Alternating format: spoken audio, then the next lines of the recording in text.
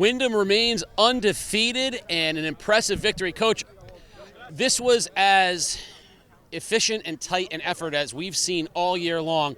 Just talk a little bit about your team, both sides of the ball tonight, and what you saw. Okay. Well, the same kids, both sides of the ball. We have a couple subs, but they play, both ways, every play. Offensively, I thought we executed really well. Victor was a little hobbled up, so we decided to rest him, just, give him the night off, and, the rest of the guys really stood up. Our offensive line's strong, so they're making holes for everybody. And, we spread around a little bit and took care of business. I think you opened eyes, obviously, with the win over Killingly. People were looking last week to see how you'd respond, and you pulled away in the second half against New London. This is a very competitive Waterford team that you played as sharp as anyone we've seen. But the physicality on both sides of the ball was very impressive. Talk a little bit about how you get these guys to play that way week in and week out. It's in them. We don't really have to teach it. They love to play football. They love to hit. They love to gang tackle. They love to block. We haven't had we don't have a locker room this year, and we were living out of a storage bin, and they just love playing football. They haven't complained at all. They've been great about it. We're hoping we get our beautiful facility finished for the end of the season, but these kids love to play football. They've been together since youth. I've been watching them here there in town when they were little kids, and they've came up together, and then they're quite a tight-knit family. One of the things I noticed tonight, you mentioned Victor, getting a rest tonight.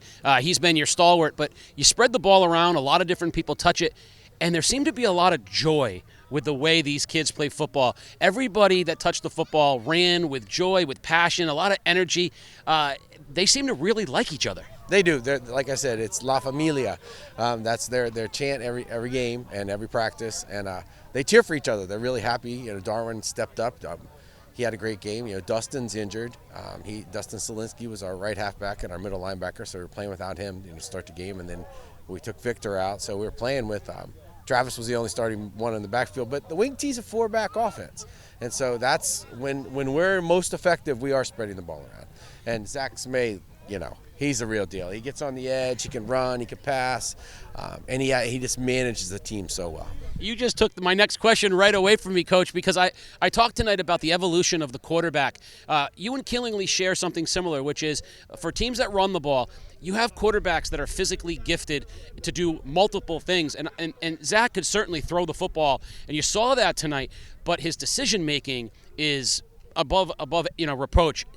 Where do you go next? What's the highest level for this team from what's the benchmark you're looking for? Well, we're looking to keep winning. We want to keep it going, keep spreading the ball around, keep playing great defense. We got to take care of Ledger. We go one game at a time. Of course they have high hopes and dreams for postseason, but right now we'd like to win ECC. 2015 is the last time we won, so it's been a little drought. So we'd like to take care of business next week. Ledger's a formidable opponent. Well, things are in great shape right now. Windham Athletics, multiple sports doing very well right now. A state championship in basketball. I know some of the kids were on that team. They have those hopes and those dreams. Ledger next week for the undefeated Whippets. Thank you, Coach. Thank you.